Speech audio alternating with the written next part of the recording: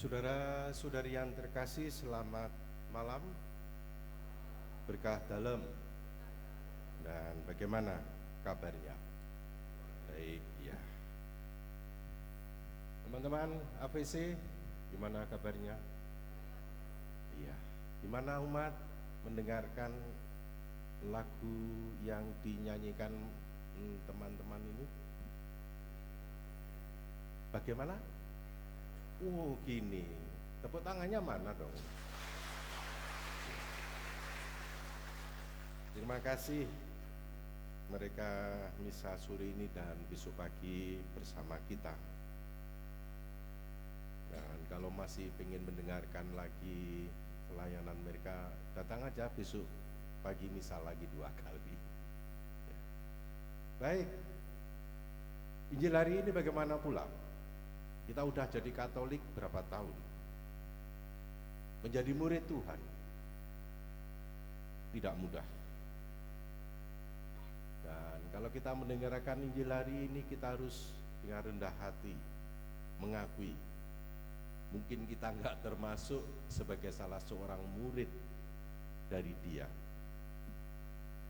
Tapi kita nggak perlu malu untuk mengakui dengan jujur, merasa bahwa mengakui hal tersebut dengan kerendahan itu sangat penting. Yesus menuntut kita, para muridnya, tinggi-tinggi. Dan kalau kita mau sungguh-sungguh mengikuti peristiwa Injil minggu demi minggu, tuntutannya demikian tinggi. Mungkin kita berpikir berhadapan dengan guru yang demikian keras, menuntut segala sesuatu dari kita, mungkin. Tetapi yang mau saya katakan, jangan lupa, kita juga berhadapan dengan guru yang penuh belas kasihan. Petrus pernah ditegur oleh Tuhan setelah dia jatuh dalam dosa.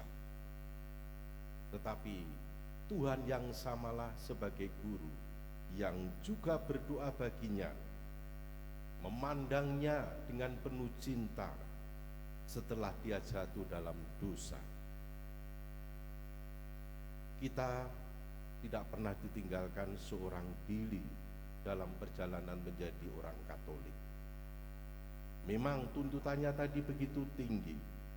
Menjadi murid Tuhan harus lebih mengasihi Dia daripada segala sesuatu, lebih daripada orang-orang yang kita cintai, yang begitu banyak berarti dalam hidup sejak kita lahir. Hari ini kita mendengarkan tuntutannya yang demikian tinggi, meletakkan Dia di atas segala sesuatu, bahkan orang-orang yang tiap hari kita kasihi, punya hubungan darah. Injil katakan tadi, dan bagi telinga kita demikian aneh, harus membenci mereka. Orang tua, benar? Orang yang tidak dapat membenci orang tuanya, itulah yang tidak pantas. Membenci saudara-saudaranya, itulah yang tidak layak. Aneh. Saya nggak tahu kalau ini dilakukan secara harafiah, kita jadi anak-anak durhaka, kita nggak akan duduk di sini. Itu gaya Yesus. Yesus menggunakan kata-kata tersebut hanya untuk membangun kesadaran kita bahwa cinta kepadanya itu bisa menimbulkan bentrokan dengan orang-orang yang dekat, yang pernah bersahabat, yang mungkin juga bisa kita pernah cintai. Memilih Dia, mengasihi Dia bisa menimbulkan bentrok. Saya yakin di antara Anda yang duduk hari ini mendengarkan firman-Nya, pasti ada. Menjadi Katolik ketika ditentang oleh keluarga dan sebagainya. Yesus mengatakan, apabila kita tidak mencintai Dia di atas segala sesuatu, kita tidak dapat menjadi murid-Nya. Mengikuti Dia dengan demikian berarti memanggul salib setiap hari. Orang harus siap dipermalukan, direndahkan, dan bahkan disalibkan oleh orang lain. Mungkin yang usia menjadi orang Katolik lebih daripada yang lainnya sudah pernah mengalami ini. Yang belum, tinggal menunggu aja waktu akan membuktikan hal yang sama. Kesiapsiagaan dan kemauan untuk memanggul salib itulah yang disadarkan oleh sabdanya hari ini. Syaratnya memang begitu berat, tapi kita bisa melihat pengalaman iman seorang Petrus. Dia ditegur dengan keras, tapi tetap dipandang dengan penuh kasih oleh Tuhan. Saudara-saudari yang terkasih, dari sini kita bisa kemudian belajar kalau Yesus yang sama memanggil Petrus kepada kita juga. Yesus memanggil Petrus bukan karena dia kuat, dan itu terbukti, melainkan karena dia mau menjadikan seorang Petrus sebagai orang yang kuat. Saya jadi ingat ketika orang-orang mengalami transformasi pengalaman iman, ketika ada penderitaan sebagai orang Katolik, dia berdoa supaya dilepaskan dari segala tantangan menjadi orang Katolik, kesusahan karena orang Katolik, dilepaskan, dibebaskan. Tuhan, bebaskan saya dari masalah ini. Berdoa sedemikian rupa, tak kunjung henti, dan pada titik tertentu kemudian dia menjadi lebih berubah. Apa doanya?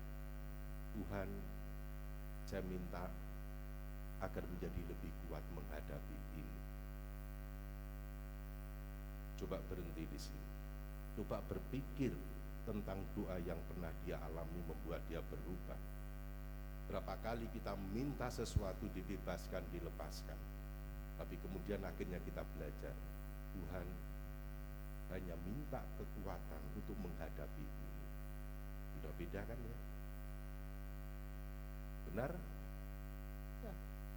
Dan akhirnya dia menemukan menjadi orang Katolik bukan karena kuat lebih dahulu. Jadi orang Katolik adalah saat dibentuk untuk menjadi semakin kuat. Menurut saya, kesaksian itu selalu menjadi pembuktian ketika mengikuti Yesus. Dengan demikian saudara-saudari, menjadi Katolik itu mengikuti pribadi, bukan pertama-tama melaksanakan ajaran. Menjadi Katolik berarti pada tempat pertama mengikuti seorang pribadi dan bukan pertama-tama melaksanakan ajaran. Yesus memanggil kita untuk menyerahkan diri kepadanya, mencintai Dia di atas segala sesuatu. Kita dipanggil untuk mengikuti, untuk mencintai pribadi, yaitu Yesus. Dengan demikian, hidup orang Katolik adalah persekutuan yang pertama-tama membangun relasi, hubungan pribadi dengan Dia. Dan karena hubungan inilah terjadi mengikuti, mencintai pribadi, akan lahir suatu gaya hidup baru. Kekatolikan adalah agama cinta kepada Yesus. Tidak perlu jauh. Bapak Ibu ingat pengalaman Anda ketika sebelum menjadi suami istri terberkati. Anda mengikuti satu sama lain. Pertama-tama bukan melaksanakan kewajiban sebagai suami, sebagai seorang istri, Pertama-tama bukan meminta hak sebagai suami istri, karena Anda berusaha saling memberikan diri, membangun relasi. Dapatkah kita mencintai Yesus di atas segala sesuatu? Dan bagaimana? Kalau kita percaya dengan rahmat-Nya, dapat. Tetapi hanya karena rahmat Tuhan. Mengapa? Walaupun mengikuti Yesus adalah cinta kepada Dia, berarti memanggul salib, melepaskan diri segala sesuatu karena Dia. Sebagaimana halnya dengan setiap cinta, cinta itu tidak sekali jadi. Bapak Ibu, Anda puluhan tahun menjadi suami istri hingga malam ini, apakah cintanya sekali jadi? Enggak. Bagaimana Anda harus saling memanggul salib satu sama lain demi anak-anak. Cinta itu berkembang dan dapat dicapai oleh siapapun, seperti Anda hingga hari ini.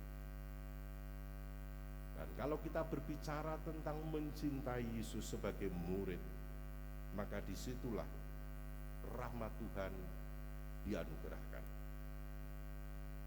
Cinta selalu membutuhkan rahmat. Seperti Anda saling mencintai satu sama lain, membutuhkan rahmat Tuhan. Menjadi Katolik pun menurut saya juga demikian. Maka Injil hari ini menjelaskan bagi kita, berat menjadi orang Katolik, tapi Tuhan selalu ada dengan saluran tangan rahmat-Nya. Selamat menjadi orang Katolik, bangga menjadi orang Katolik, karena hidup kita di antara agama-agama lain, kita harus mempunyai suatu kebanggaan menjadi orang Katolik, beda dengan yang lain. Itu panggilan jadi orang Katolik. Maka kalian ngapain bela-bela ini sampai ke sini? Anda menjadi buah. Bagaimana mencintai Yesus juga ada dalam peristiwa di Madiun, di paroki kami. Jangan lupa, mereka ada yang mengajar di sekolah Islam, ya karena menyanyi saja, tapi diterima. Bangga, yang kemudian memperlihatkan memanggul salib mungkin awal-awalnya, tapi lama-lama Anda merasa bangga nggak jadi Katolik. Siapa yang guru di Al-Azhar? Itu satu juga. Menurut saya ini menjadi sebagian kesaksian yang selalu ada di antara kita. Selamat berhari Minggu besok dan satu pekan. Moga-moga Injil hari ini menjadi hidup dalam pengalaman kita. Berkat Tuhan menyertai kita.